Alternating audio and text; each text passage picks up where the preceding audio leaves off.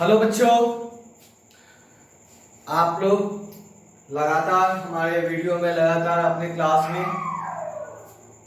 Proving सत्यापन प्रश्नों के सत्यापन से गुजर रहे हैं। मैंने आपको अपने पिछले क्लास में एक वर्क भी दिया था। वो वर्क था आपका, मैंने बताया था कि यदि दो त्रिभुज समान कोणिक हो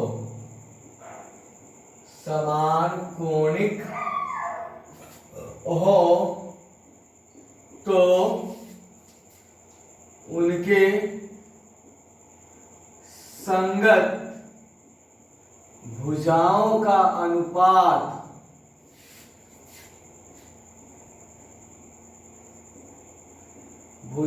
का अनुपात यदि दो त्रिभुज समान कोणिक हो तो उनके संगत भुजाओं का अनुपात उनके संगत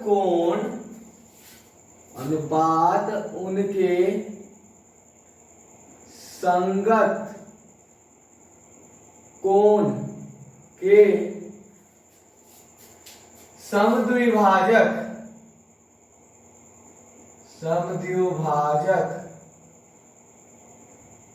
खंडों के समान होता है।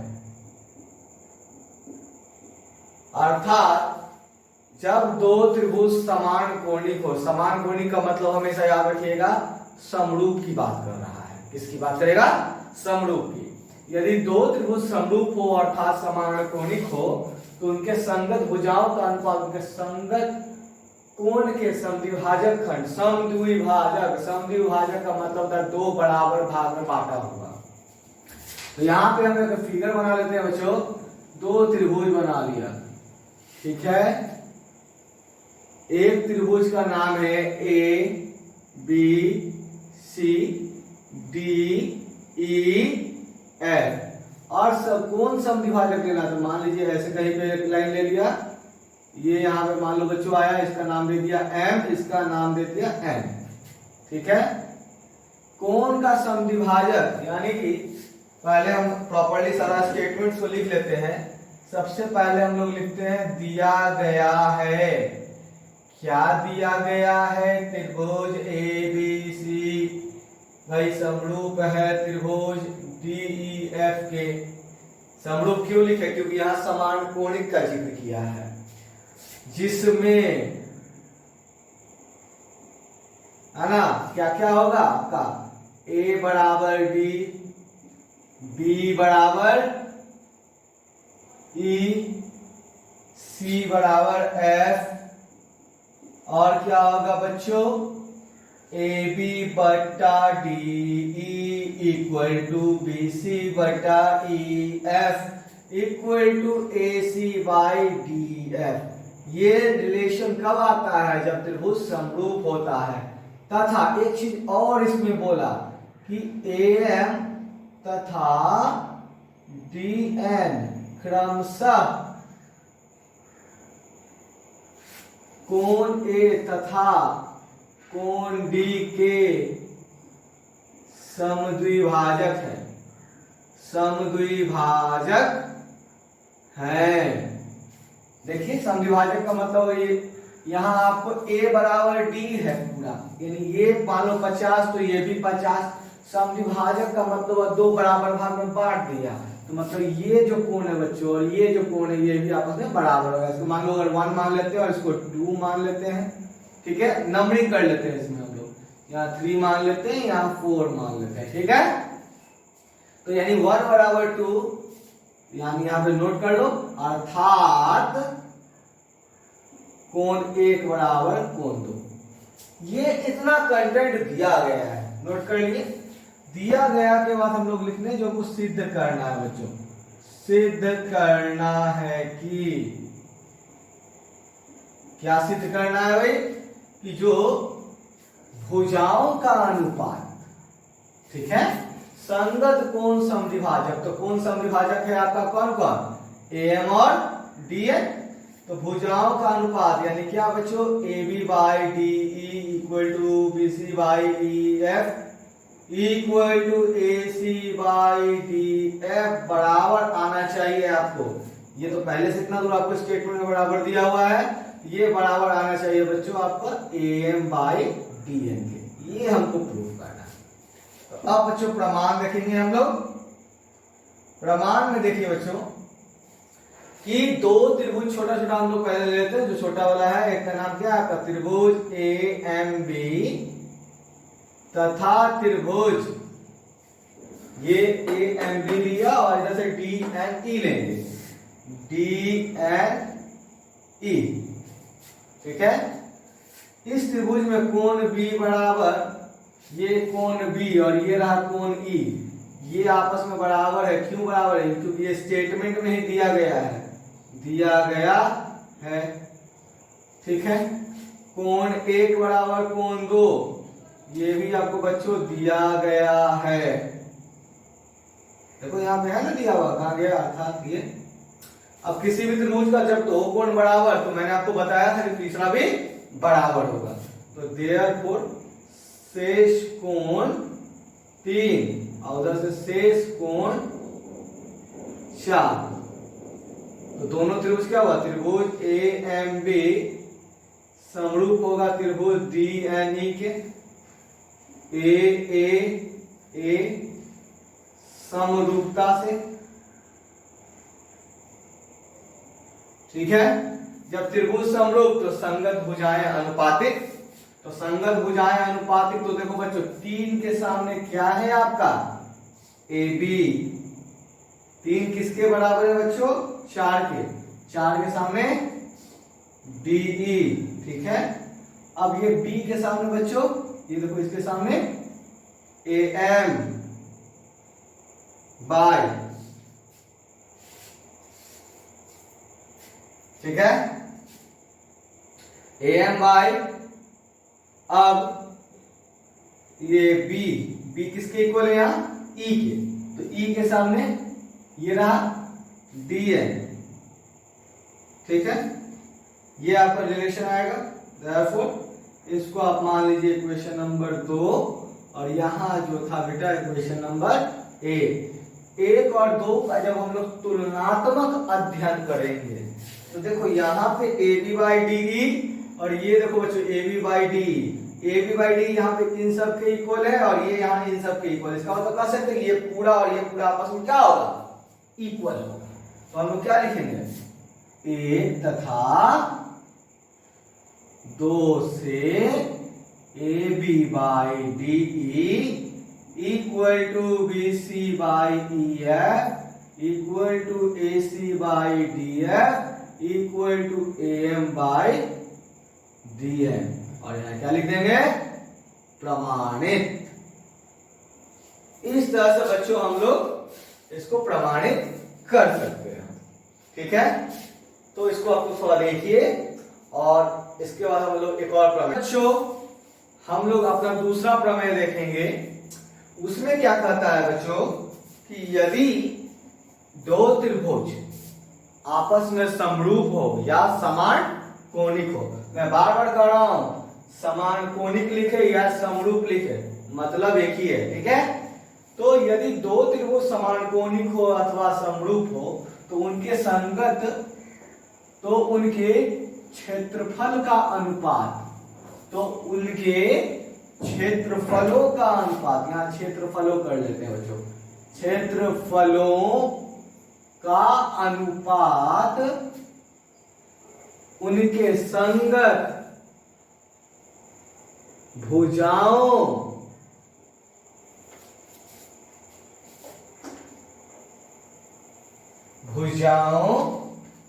के वर्गों के अनुपात में होता है, ठीक है। दो त्रिभुज यदि समान कोणिक हो यानी समरूप हो तो उनके क्षेत्रफल का अनुपात, तो यहां पर पहले हम लोग त्रिभुज बनाएंगे बच्चों।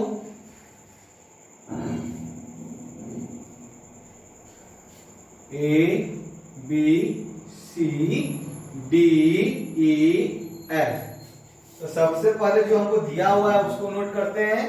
तो क्या क्या रिलेशन दिया हुआ है, तो यहां सब प्रथम हम लोग लिखते हैं बच्चों, दिया गया है समान कोणिक है अर्थात त्रिभुज एबीसी बच्चों समरूप होगा त्रिभुज डीईएफ के, जिसमें क्या क्या नोट होगा कि ए बराबर डी, बी बराबर ई तथा कोण सी बराबर कोण एफ और समान कोणिक है समरूप का मतलब A B by D E equal to B C by E F equal to A C by D F.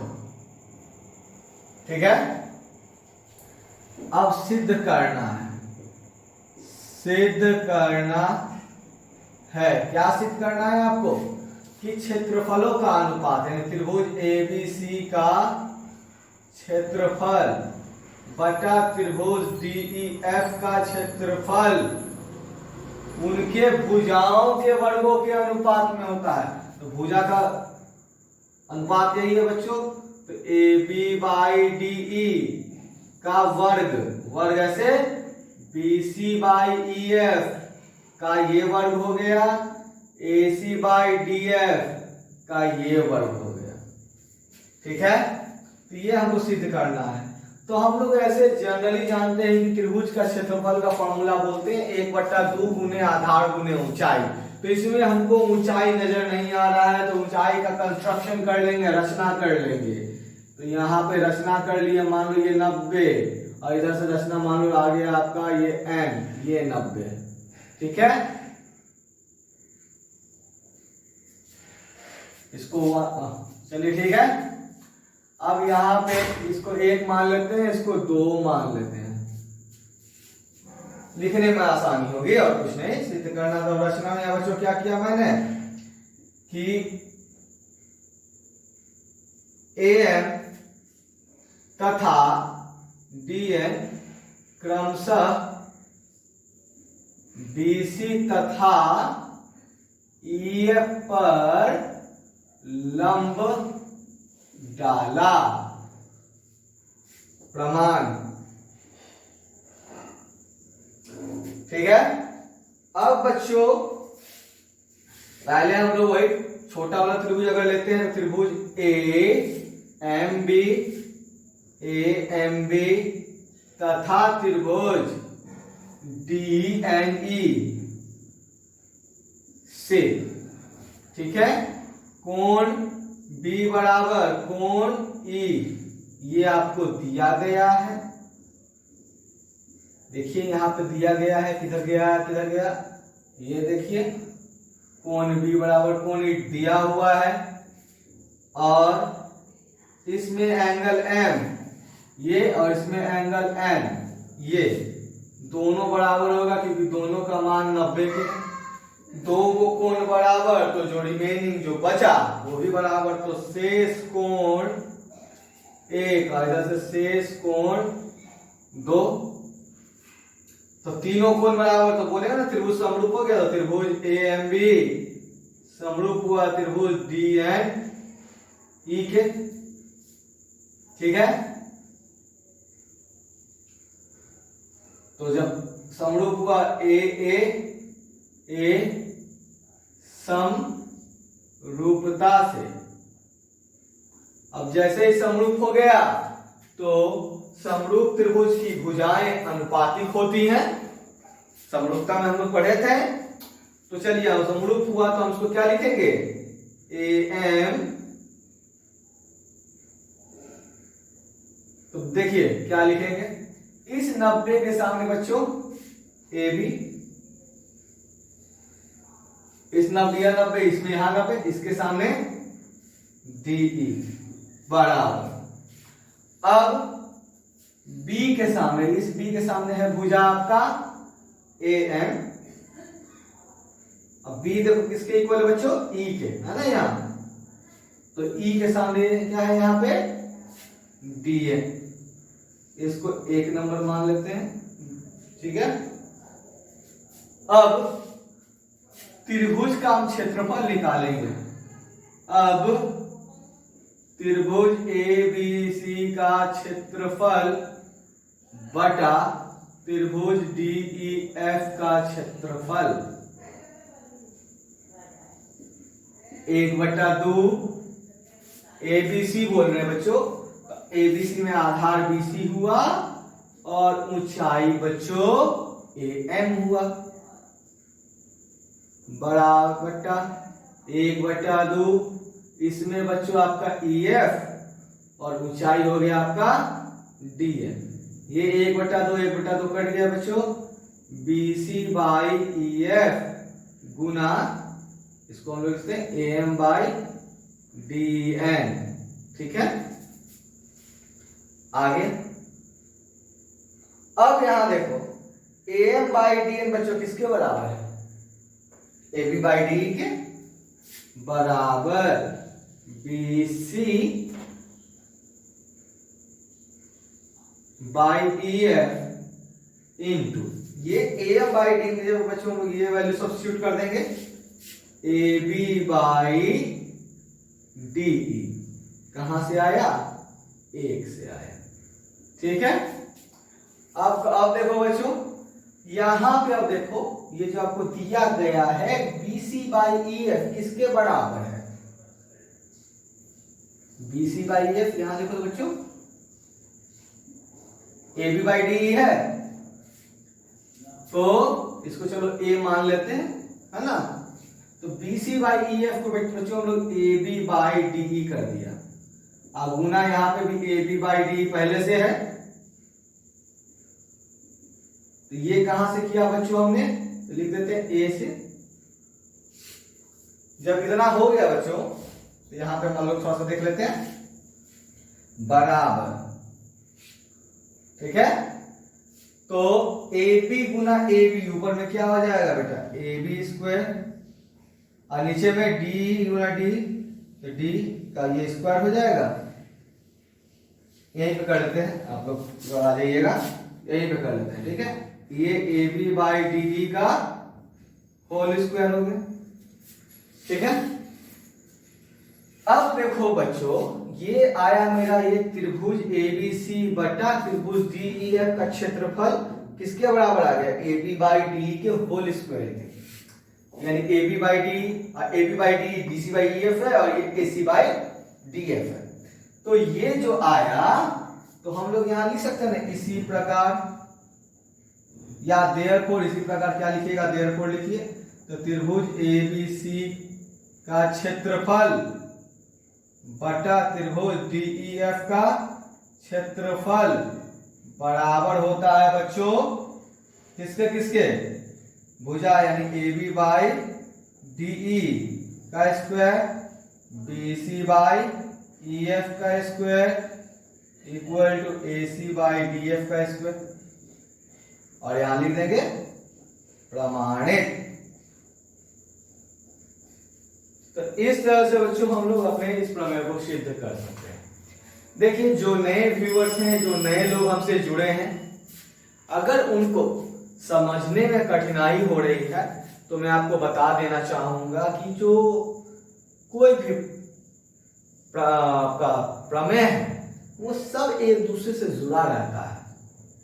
तो यदि आपको इस सबको समझने में दिक्कत आ रही है तो इट्स माय हम्बल रिक्वेस्ट, ये रिक्वेस्ट होगा आप लोग सभी लोगों से कि अगर किसी भी प्रमेय को अगर आपको समझने में दिक्कत आती है तो शुरू से सारा प्रमेय को एक गौर से देखें, क्योंकि सारा एक दूसरे से हमेशा जुड़ा रहता है।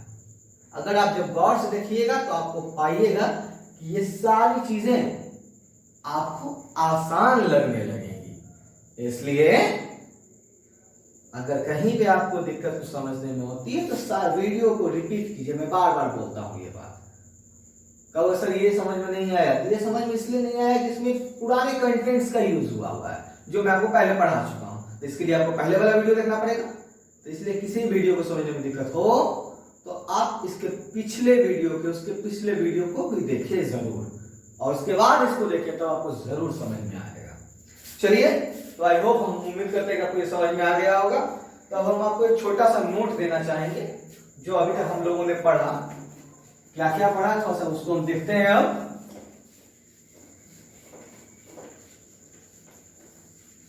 अभी तक मैंने आपको बताया कि दो त्रिभुज यदि आपस में समरूप होते हैं, समरूप है ना, अगर यही फिगर है, फिगर इरेज हो गया, चलिए कोई नहीं,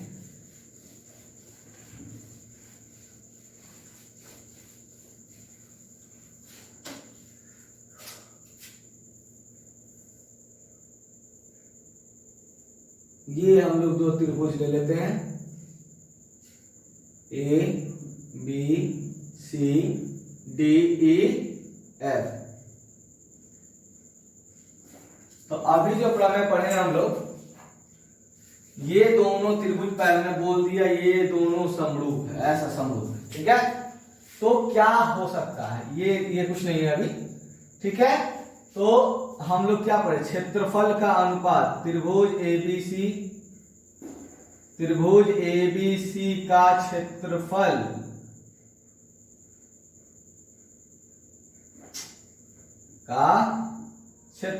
बटा त्रिभुज डीईएफ का क्षेत्रफल क्या हो सकता है, भुजाओं के अनुपात के बराबर। तो यहां पे लिख सकते हैं बराबर भुजाओं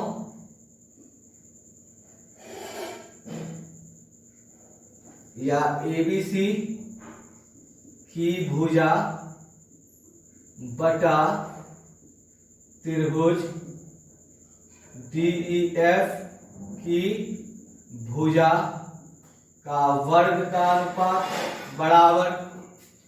इससे पिछले हम लोग पहले जब पढ़े थे उसमें हम लोग पढ़े थे परिमाप, समरूप त्रिभुज का परिमाप भुजा के परिमाप के बराबर होता है। यही चीज बेटा क्या लिख सकते हैं कि बराबर होगा त्रिभुज एबीसी की परिमाप बटा त्रिभुज डीईएफ की परिमाप का वर्ग। क्योंकि हम लोग पढ़ चुके हैं कि त्रिभुज, किसी भी त्रिभुज का जो परिमाप होता है उसके भुजा के अनुपात के बराबर होता है।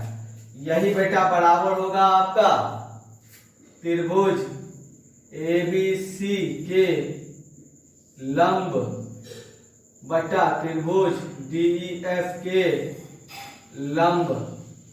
ये भी हम लोग पढ़ चुके हैं, इससे ठीक पीछे वाला वीडियो में हम लोग पढ़े होंगे। फिर ये बराबर हो सकता है त्रिभुज डीईएफ के माध्यिका बटा, तो यहाँ एबीसी ऊपर में लिखे एबीसी और नीचे में त्रिभुज डीईएफ की माध्यिका के बराबर भी हो सकता है।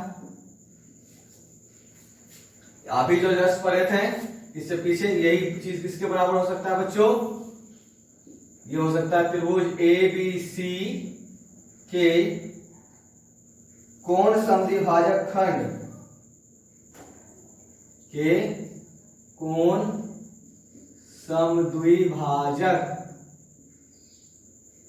खंड और बट्टा त्रिभुज डीईएफ के कोण समद्विभाजक खंड के वर्ग का अनुपात। तो इतना रिलेशन हो सकता है हमारा जो हम लोग अभी तक पढ़े हैं उसके आधार पर।